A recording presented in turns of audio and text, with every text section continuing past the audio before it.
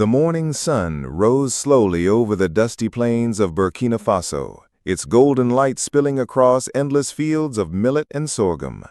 The earth was dry, cracked in places, whispering of the hard labor it demanded from those who worked it. Among those laborers was a boy, barefoot, lean, his clothes patched in many places but his eyes shining with determination. His name was Ibrahim. He was the son of a farmer.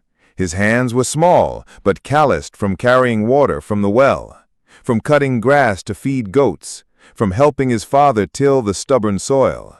While other children sometimes complained, Ibrahim never did.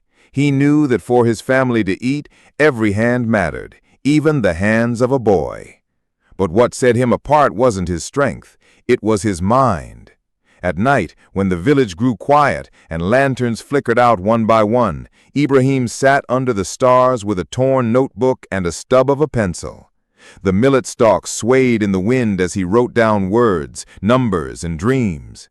He wanted to understand the world. He wanted to understand why some nations thrived while his people struggled. His father used to laugh gently and say, "The world is too big for a farmer's son to carry."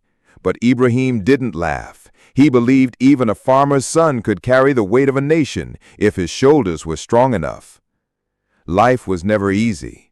Sometimes drought came, and the fields yielded almost nothing. His family would go hungry, saving the little they had for the youngest children. Ibrahim would pretend he wasn't hungry, telling his mother he had already eaten, though his stomach burned with emptiness. Other times the rains would come, but floods destroyed the crops. Villagers cursed the skies, yet Ibrahim stayed calm. He believed that hardship was a teacher. Each season of hunger and struggle carved resilience into his soul. When he went to school, he walked miles barefoot, carrying a single book. Some days he had no money for lunch, so he sat under a neem tree and studied while others ate.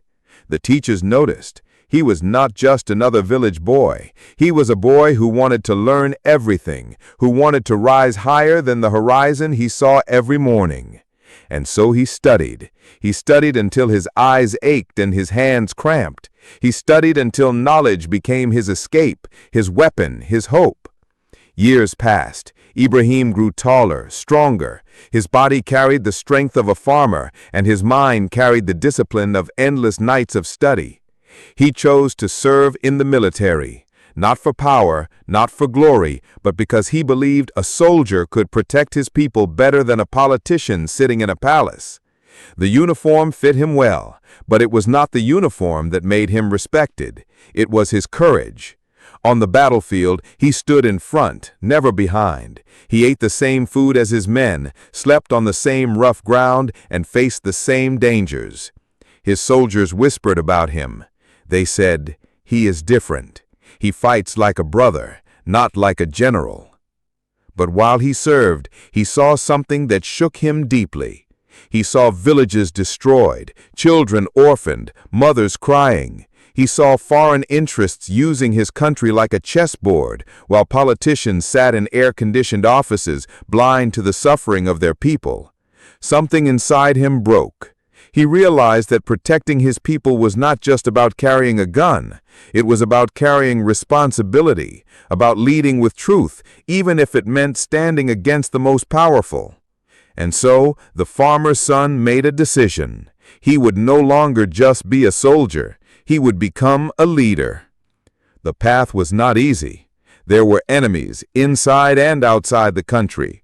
There were whispers of betrayal, plots of assassination, and threats that would make ordinary men tremble. But Ibrahim did not tremble. He remembered the cracked soil of his childhood, the hunger he endured, the strength of his mother's prayers. If he had survived that, he could survive anything. And so, in a time of turmoil, when Burkina Faso stood at the edge of chaos, Ibrahim Traoré rose. He was not the richest, he was not the oldest, but he was the one who carried the people's trust.